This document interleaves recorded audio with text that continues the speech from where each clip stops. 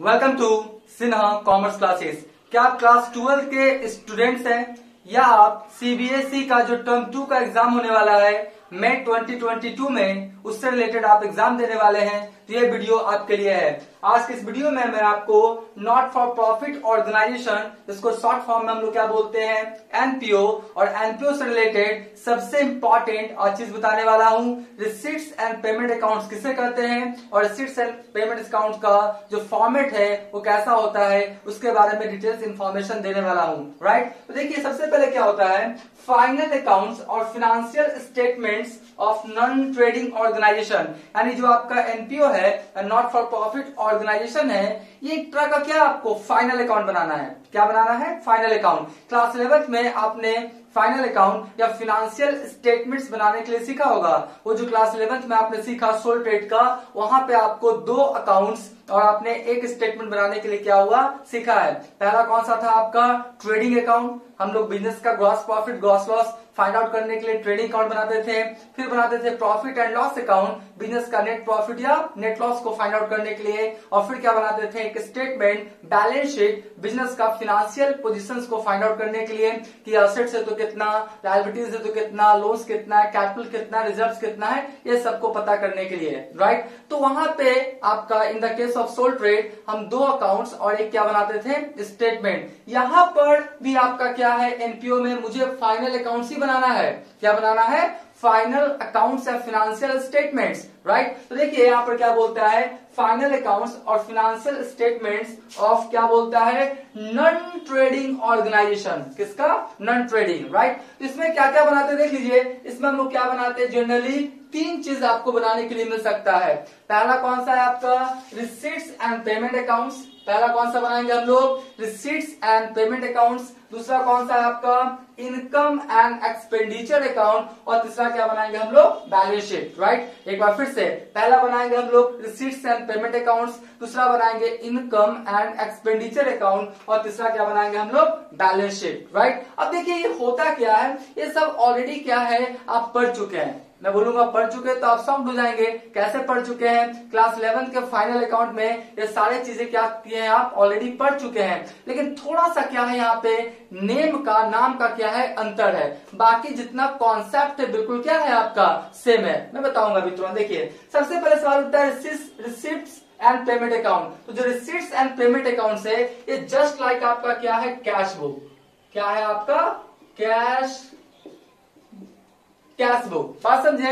जो receipts and payment account है ये जस्ट लाइक क्या है आपका कैश बुक। और कैश बुक भी आपका सिंगल कॉलम था, डबल कॉलम का था, 3 कॉलम था और पेटी कैश बुक था, जो आप क्लास 11 में पढ़े होंगे। राइट, तो यहाँ पे आपका कैश बुक और इसमें जो एक्चुअली होता है ना आपका कौन वाला कैश वाला डेटा रहेगा और किसका रहेगा आपका बैंक वाला। किसका? कैश और बैंक का डेटा क्या होगा रिसीट्स एंड पेमेंट अकाउंट में दिया हुआ रहेगा। उसके बाद क्या बनाते हैं हम लोग income and expenditure account. Income and expenditure account just like क्या होता है आपका प्रॉफिट एंड लॉस अकाउंट। क्या होता है आपका प्रॉफिट एंड लॉस अकाउंट। यानी जो प्रॉफिट एंड लॉस अकाउंट का कॉन्सेप्ट है वही बिल्कुल आपका कॉन्सेप्ट किसका है आपका income and expenditure account. Right, आपका जो सोल ट्रेड था या जो ट्रेडिंग बिजनेस होता है जो प्रॉफिट मोटिव के लिए खोला जाता है वहां पे profit and loss word use करते हैं, और जो एनपीओ होता है वहां पे इनकम एंड एक्सपेंडिचर। कि प्रॉफिट लॉस वर्ड ये यूज कर सकता नहीं है क्योंकि एनपीओ जो है वो प्रॉफिट के लिए खोला नहीं जाता है। राइट, उसके बाद क्या बनाते हैं हम लोग बैलेंस शीट। तो बैलेंस शीट की जगह पे हम लोग क्या बनाएंगे balance sheet. Right, balance sheet की जगह पे हम लोग क्या बनाएंगे बैलेंस शीट। बात समझे? तो आप देख रहे हैं कि आपका income expenditure account just like क्या है profit and loss account. Balance sheet की जगह पे बैलेंस शीट और receipts and payment account just like क्या है आपका कैश बुक। आपके मन में एक सवाल उठ सकता है कि in the case of sole trade वहां पे तो हम लोग ट्रेडिंग अकाउंट भी बनाते थे, तो यहाँ पे तो ट्रेडिंग अकाउंट के तुलना में हम कुछ भी बना नहीं रहे हैं। आपका रिसीट्स एंड पेमेंट अकाउंट की जगह पे कैश बुक बना रहे हैं, इनकम एक्सपेंडिचर अकाउंट की जगह पे प्रॉफिट एंड लॉस अकाउंट बना रहे हैं, बैलेंस शीट की जगह पे बैलेंस शीट बना रहे हैं। तो ट्रेडिंग अकाउंट कहाँ गया? ध्यान से सुन लीजिए। इन the case of NPO trading account नहीं बनाते हैं। In the case of NPO trading account नहीं बनाते हैं। अब आप पूछेंगे क्यों नहीं बनाते हैं? ध्यान सुनिए। ट्रेडिंग अकाउंट में कौन सा डेटा होता है? सामान को खरीदने का और बेचने का। सामान को खरीदने का और बेचने का जितना भी था आपका ट्रेडिंग अकाउंट के डेबिट साइड में, to opening stock, purchase, less purchases return, जितने भी तरह का डायरेक्ट एक्सपेंसेस है जो गुड्स को परचेज करने से रिलेटेड होता है, वेजेस, कैरीज इनवर्ड, यही सब ना होता है। और ट्रेडिंग अकाउंट के क्रेडिट साइड में क्या होता है, sales return, closing stock, right. फिर बैलेंस करके प्रॉफिट लॉस क्या करते हैं हम लोग फाइंड आउट कर लेते हैं। तो यहाँ पे क्या होता है कि जो आपका नॉन ट्रेडिंग ऑर्गेनाइजेशन है ये सामान को खरीद के बेचना इसका काम नहीं है, इसलिए इन द केस ऑफ आपका नॉन ट्रेडिंग ऑर्गेनाइजेशन हम लोग ट्रेडिंग अकाउंट नहीं बनाते हैं, क्योंकि सामान को खरीद के बेचना नहीं है। और सामान को खरीद के बेचने से रिलेटेड जितना सारा डेटा है जहां लिखा जाता है, जिस अकाउंट में लिखा जाता है, उसी को हम लोग क्या बोलते हैं, ट्रेडिंग अकाउंट। तो खरीद के बेचना तो आपका नॉन ट्रेडिंग ऑर्गेनाइजेशन में नहीं है, इसलिए हम लोग ट्रेडिंग अकाउंट बनाते नहीं है, राइट। तो आप समझ गए होंगे कि आपका ट्रेडिंग अकाउंट क्यों नहीं बनाते हैं in the case of non trading organisation. तो आपको जनरली यही तीन चीज मिलेगा, receipts and payment accounts, income and expenditure account, और क्या मिलेगा आपका, बैलेंस शीट। अब हम लोग एक एक का क्या समझेंगे, मीनिंग, और इसका क्या समझेंगे, फॉर्मेट, फिर क्वेश्चन बनाते क्या होंगे हम लोग चले जाएंगे। ये सब में क्या है और भी कुछ एडिशनल इन्फॉर्मेशन आपको पढ़ना पड़ेगा, जैसे फंड बेस्ड अकाउंटिंग मेथड, वो आपको पढ़ना पड़ेगा। एकदम सिंपल है, आप बस चैनल से जुड़े रहिएगा, सारा कॉन्सेप्ट क्लियर हो जाएगा।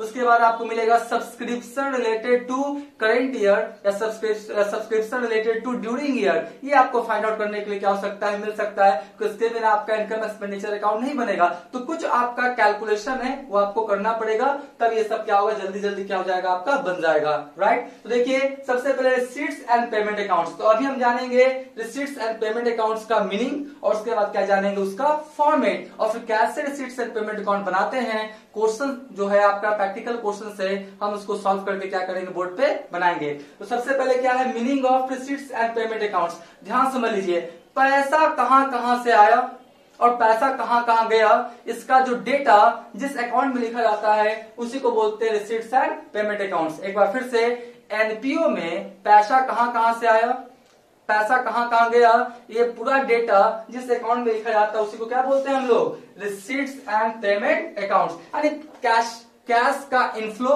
और कैश का आउटफ्लो। और कैश का जब इनफ्लो कहें आप समझ जाइए, कैश और आपका कैश एट बैंक, यानी कैश और बैंक से रिलेटेड पैसा कहां से आया और कैश और बैंक से रिलेटेड पैसा कहां गया एक सर्टेन ड्यूरेशन में, इसको हम लोग जिस अकाउंट में रिकॉर्ड करते हैं उसी को क्या बोलते हैं, रिसीट्स एंड पेमेंट अकाउंट्स। और जस्ट लाइक क्या होता है आपका कैश बुक, क्या होता है आपका कैश बुक। बात समझ गए। तो देखिए रिसीट्स एंड पेमेंट अकाउंट किसे कहते हैं, ध्यान से देखिएगा, receipts and payment accounts is nothing, मतलब बोलता है रिसीट्स एंड पेमेंट अकाउंट कुछ नहीं है, ये जस्ट लाइक क्या है, more than a summary of cash book. ये एक तरह का क्या है, समरी है किसका, कैश बुक का, राइट।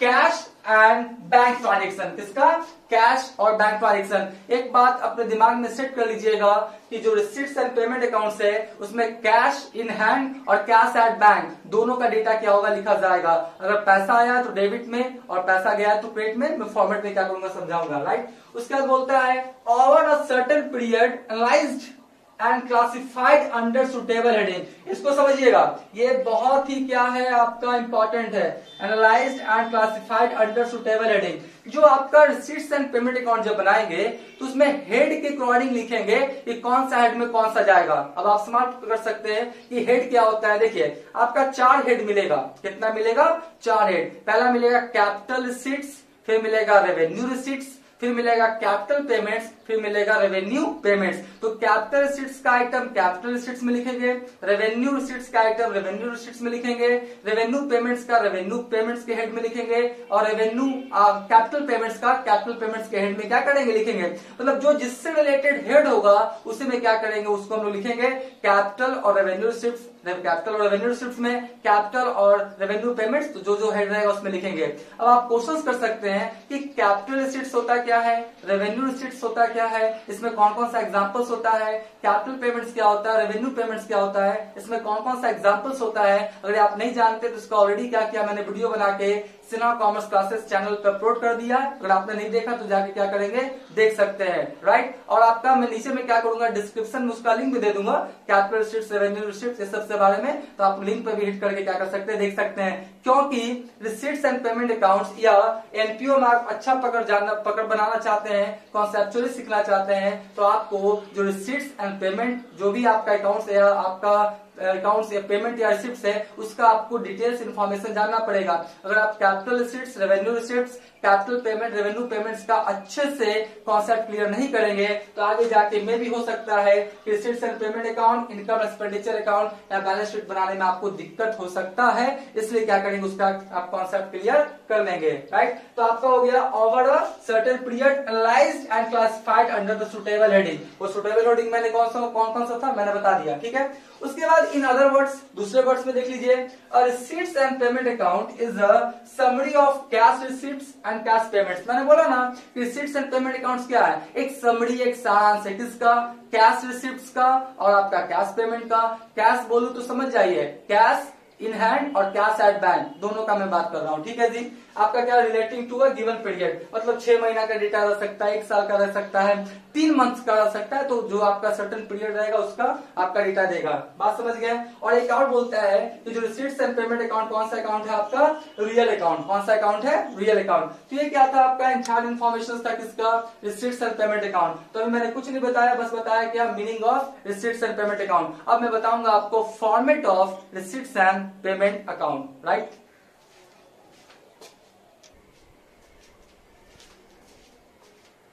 अब हम लोग रिसीट्स एंड पेमेंट अकाउंट्स का क्या जानेंगे, फॉर्मेट। क्या जानेंगे, फॉर्मेट या स्पेसिमेन कैसा होता है। देखिए मैंने लिखा क्या है, स्पेसिमेन या format of receipts and payment accounts, receipts and payment accounts, right. देखिए क्या लिखा सबसे पहले, receipts and payment account of, right. जो भी आपका एनपीओ का नाम रहेगा, जो भी स्कूल, कॉलेजेस, यूनिवर्सिटीज, क्लब, अनाथालय, जो भी आपका नाम रहेगा उसका नाम क्या करेंगे आप दे देंगे। क्या लिखेंगे, receipts and payment account of, यानी कौन सा आप एनपीओ का बना रहे उसका नाम क्या करेंगे, लिख देंगे। अगर आपके क्वेश्चन में आपका एनपीओ का नाम नहीं देगा तो आप ऐसे लाइन खींच के क्या करेंगे, छोड़ देंगे, राइट। उसके बाद क्या लिखेंगे, फॉर द ईयर एंडिंग या फॉर द ईयर एंडेड, किस साल के अंत में हम लोग बना रहे हैं। वो क्वेश्चन में देगा 31 दिसंबर, 31 मार्च, 30 जून, वो क्वेश्चन में दे देगा। वो क्वेश्चन में देगा उसका डेट क्या करेंगे, लिख देंगे। मान लेते डेट नहीं दिया तो लिख देंगे for the year ending, line खींच के क्या करेंगे, छोड़ देंगे, राइट। उसके बाद कितने कॉलम्स बनाएंगे, 4 columns, receipts amount, payment amount. Left side को डेबिट, राइट साइड को क्या बोलते हैं, क्रेडिट। यहाँ पे याद रखिएगा क्योंकि आमतौर पे बच्चे लोग गलती करते हैं। यहाँ पे रिसीट्स है ना, वो क्या लिख देते हैं पता है, पार्टिकुलर्स, क्योंकि फाइनल अकाउंट में तो पार्टिकुलर्स लिखते थे, तो यहाँ पर क्या लिख देते हैं वो पार्टिकुलर्स, याद रखिएगा। और यहाँ पर भी क्या लिख देते हैं वो पार्टिकुलर्स, हो जाता है मिस्टेक, बात समझे। तो यहाँ पे याद रखिएगा रिसीट्स एंड पेमेंट अकाउंट्स में पार्टिकुलर्स नहीं लिखेंगे, डेबिट में लिखेंगे रिसीट्स और क्रेडिट में क्या लिखेंगे, पेमेंट्स, राइट। अब ये क्या था, इंटायर फॉर्मेट है। सबसे पहले क्या करेंगे, जो ओपनिंग बैलेंस है, right, opening balance to balance BD, ये कौन वाला बैलेंस होगा आपका, ओपनिंग बैलेंस। ये कौन बैलेंस है आपका, ओपनिंग बैलेंस। तो जो ओपनिंग बैलेंस देगा कैश इन हैंड या कैश एट बैंक, दोनों रहेगा, याद रखिए। तो cash in hand, cash at bank का देगा, दोनों का बैलेंस क्या करेंगे, लिख देंगे। उसके बाद देखिए यहाँ पर क्या लिखा मैंने, रेवेन्यू रिसिप्ट्स और यहाँ पे लिखा कैपिटल रिसिप्ट्स, यानी कहीं से भी पैसा आएगा, चाहे आपका करेंट ईयर का पैसा हो, चाहे आपका नेक्स्ट ईयर का पैसा हो या प्रीवियस ईयर का पैसा हो, अगर पैसा आया है तो आपका रिसीट्स एंड पेमेंट अकाउंट के डेबिट साइड में लिखा जाएगा। ध्यान से रखिए, एक बार फिर से सुन लीजिए।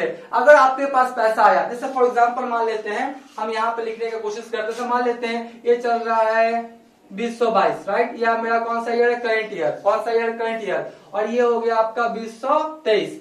2023 कौन सा हो जाएगा मेरा, नेक्स्ट ईयर। और 2021 क्या हो जाएगा मेरा, प्रीवियस ईयर, राइट। तो 2022 करेंट ईयर और 2021 क्या हुआ, प्रीवियस ईयर। और 2023 क्या हुआ, नेक्स्ट ईयर। और हम मान लेते हैं कि 2022 का बना रहे हैं, ठीक है, 2022 का। तो 2022 से रिलेटेड कोई पैसा आया है या 2023 से रिलेटेड कोई पैसा आया है या प्रीवियस ईयर से रिलेटेड कुछ पैसा लेना बाकी था जो 21 में आके 22 में आया है। तो 22 में अगर पैसा आया है, चाहे करंट ईयर से रिलेटेड, चाहे नेक्स्ट ईयर से रिलेटेड या प्रीवियस ईयर से रिलेटेड, तीनों साल से रिलेटेड का जो भी पैसा आएगा क्या करेंगे, लिखेंगे।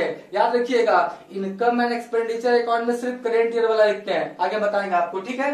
तो आपका क्या हुआ, रेवेन्यू रिसिप्ट्स। रेवेन्यू रिसिप्ट्स में देखिए क्या क्या आपका आ गया है, सब्सक्रिप्शन है, एंट्रेंस फीस है, जनरल डोनेशन है, सेल ऑफ ग्रास है, राइट। ये सब का ऑलरेडी क्या किया मैंने, वीडियो बना दिया है।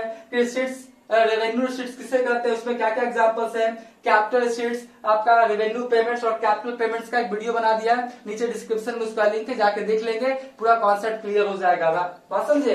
तो ये क्या हो गया, रेवेन्यू रिसीट्स, और ये क्या है मेरा कैपिटल रिसीट्स। कैपिटल रिसीट्स में देखिए क्या आएगा, स्पेसिफिक या purpose donations, legacy, sale of fix assets, ये सब का आपका वीडियो बना, जाके देख लेंगे, सबका आपका मीनिंग के बारे में डिटेल समझाया गया है। तो अगर पैसा आएगा तो कहाँ लिखेंगे हम लोग, डेबिट साइड में, कहाँ, डेबिट साइड में, और पैसा जाएगा तो कहाँ लिखेंगे हम लोग, क्रेडिट साइड में। यानी इनफ्लो ऑफ कैश और बैंक के थ्रू पैसा आता है तो डेबिट साइड में, और पैसा जाता है तो कहाँ लिखेंगे हम लोग, क्रेडिट साइड में। तो देखिए बैंक बैलेंस बीडी, कभी कभी क्या होगा कि आपका रिसीट्स एंड पेमेंट अकाउंट का ओपनिंग बैलेंस देगा क्रेडिट, क्या देगा, क्रेडिट। तो क्रेडिट में समझ जाइए क्या है, बैंक ओवरड्राफ्ट, क्योंकि कैश का तो हमेशा डेबिट बैलेंस होता है, ये कंफर्म है। तो अगर ओवरड्राफ्ट का केस है तो समझ जाइए किसका है वो, बैंक ओवरड्राफ्ट का केस है। तो ये कभी कभी मिलेगा, ऐसे जनरली मिलता नहीं है, राइट। तो अगर रहेगा तो लिख देंगे। तो बैंक बैलेंस क्या हो गया, बीडी, ओपनिंग बैलेंस किसका, बैंक ओवरड्राफ्ट का रहेगा, तो कहाँ लिखेंगे, क्रेडिट साइड में। बात समझे? उसके बाद क्या है आपका रेवेन्यू पेमेंट्स। रेवेन्यू पेमेंट्स में जो इनकम एक्सपेंडिचर अकाउंट या आपका प्रॉफिट एंड लॉस अकाउंट के डेबिट साइड में लिखते थे,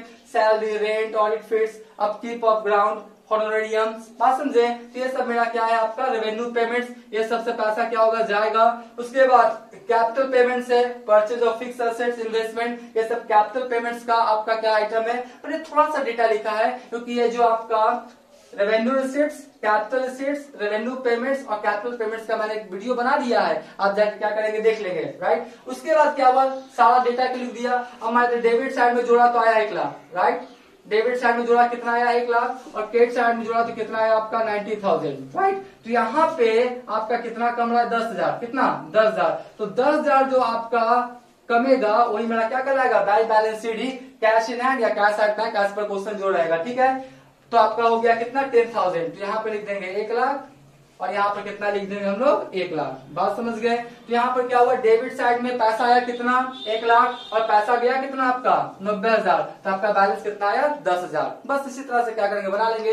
कभी कभी क्या होगा कि क्रेडिट साइड का ज्यादा, मान लेते हैं क्रेडिट साइड में जोड़े तो आ गया 2 लाख, क्रेडिट साइड में कितना जोड़े, 2 लाख, और डेबिट साइड में कितना जोड़े तो आ गया, मान लेते कितना, 1.5 लाख, कितना आ गया, 1.5 लाख। बात समझे? क्रेडिट साइड में जोड़े तो 2 लाख, और डेबिट साइड में कितना, 1.5 लाख। तो इधर कमेगा ना, तो अगर इधर कमेगा तो क्या कहलाएगा, टू बैंक ओवरड्राफ्ट, क्या कहलाएगा, बैंक ओवरड्राफ्ट। बात समझे? तो कितना हो जाएगा आपका 50,000, कितना हो जाएगा आपका 50,000। तो ये कभी कभी मिलेगा, जनरली आपको कहाँ मिलेगा, इधर ही उसका बैलेंस आएगा, राइट। तो ये क्या था, इंटायर फॉर्मेट था किसका, रिसीट्स एंड पेमेंट अकाउंट्स का। अब नेक्स्ट वाले वीडियो में मैं आपको रिसीट्स एंड पेमेंट अकाउंट्स का बहुत सारे क्वेश्चंस क्या करूंगा, बना के दिखाऊंगा बोर्ड पे। तो आज का क्लास यही समाप्त करते हैं, थैंक यू।